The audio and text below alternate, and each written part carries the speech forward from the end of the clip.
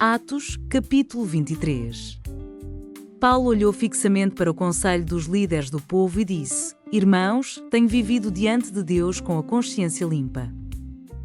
No mesmo instante, o sumo sacerdote Ananias ordenou aos que estavam perto de Paulo que lhe dessem um tapa na boca. Então Paulo lhe disse: Deus o ferirá, seu grande hipócrita. Que espécie de juiz é o Senhor, desrespeitando a lei ao mandar-me agredir dessa forma?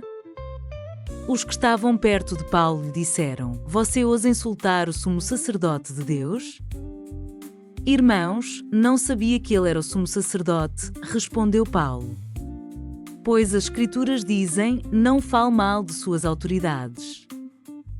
Sabendo Paulo que alguns membros do conselho dos líderes do povo eram saduceus e outros fariseus, gritou: Irmãos, sou fariseu como eram meus antepassados. E estou sendo julgado por causa de minha esperança na ressurreição dos mortos. Quando Paulo disse isso, o conselho se dividiu, fariseus contra saduceus, pois os saduceus afirmam não haver ressurreição, nem anjos, nem espíritos, mas os fariseus creem em todas essas coisas. Houve grande alvoroço. Alguns dos mestres da lei que eram fariseus se levantaram e começaram a discutir energicamente. Não vemos nada de errado com este homem, gritavam. Talvez um espírito ou um anjo tenha falado a ele. A discussão ficou cada vez mais violenta e o comandante teve medo de que Paulo fosse feito em pedaços. Assim, ordenou que os soldados o retirassem à força e o levassem de volta à fortaleza. Naquela noite, o Senhor apareceu a Paulo e disse: Tenha ânimo, Paulo.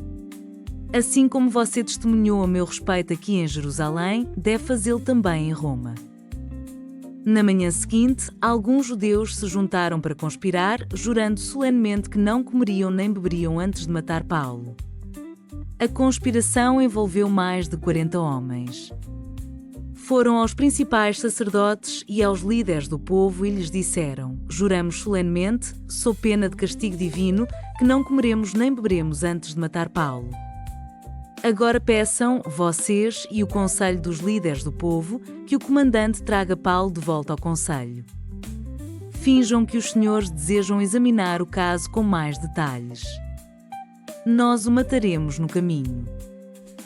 Contudo, o sobrinho de Paulo, filho de sua irmã, soube do plano deles e foi à fortaleza contar a seu tio. Então Paulo mandou chamar um dos oficiais romanos e disse: Leve este rapaz ao comandante. Ele tem algo importante para lhe contar.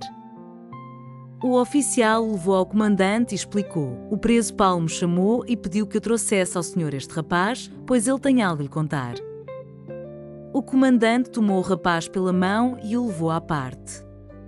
O que você quer me dizer? Perguntou.